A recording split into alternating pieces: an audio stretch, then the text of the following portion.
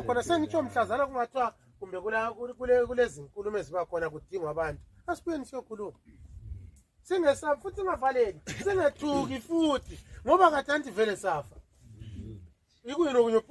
ongabuyi kwesabe futhi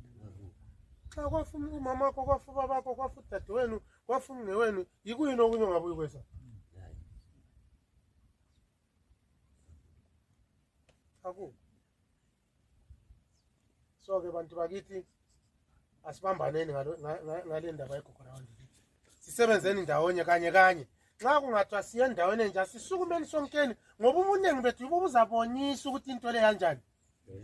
isihlukumeze kangakanani ngaphakathi kwethu kungabi losalayo and i-issue yeGukurahundi le ayi-affect umuntu thizeni kumbe i-political party thizeni kumbe ini kumbini i-affecteni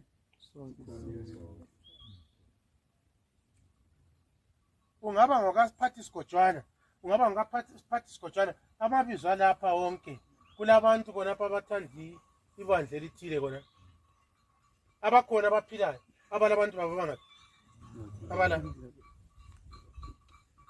kulabantu abathanda futhi ibandla elithile abalabantu babo bangaphi abala so asibuyeni irregardless ukuthi wena uthanda bandla thize kumbe bandla thize kodwa udubo lolu lusi-affecta ngokulinganayo ngokufananayo asilwenzeni ukuthi lulungiswe ukwenzela ukuthi sisale lathi sihloniphekile njengabantu beMatabeleland ngoba anti lokhu kwakuhlose thina kwakujonge thina so asibambisaneni ungumjuda umGreek sonke asihlanganeni ngaphi khona ukwenzela ukuthi udubo lethu lulungisiswe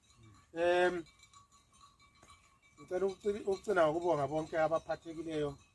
emsebenzini lowo ikakhulukazi ibhejuli likaZulu lezakhamizi zonke ezikhona apha ngiyakwazi abanye bancedise ngokunye abanye ngokunye siyalibonga lonke lo mama uMandenge ngiyakwazi ukuthi laye kulesandla osifakileyo kuwona lo msebenzi siyabonga kakhulu siqhubekeni la mhla ka-15 16 futhi sinjani sincedisaneni ngifisa ukuthi mhla ka-15 makuyobuya lapha bakithi abantu siyenxusa abantu bebuye ngobunye bonke siqaphele lalabana ama-disturbers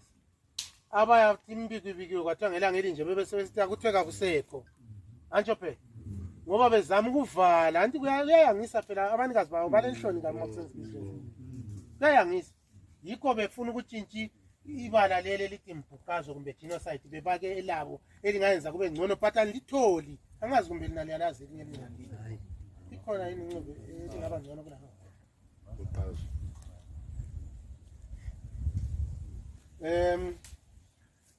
ukhansila uSikadula ukhansila kaWard 7 lo khansila kamakhelwana lapha ukhansila uKhumalo kaWard 1 khona lo khansila kaWard 21 laphana lo khansila kaWard 8 ngisho amakhansila asesiduzane khona bekufanele bebe khona lapha namhlanje pho basuke babambeka balomsebenzi omnyadi belawo khona ngale khansilini kade bele tour yeMathuphula safaris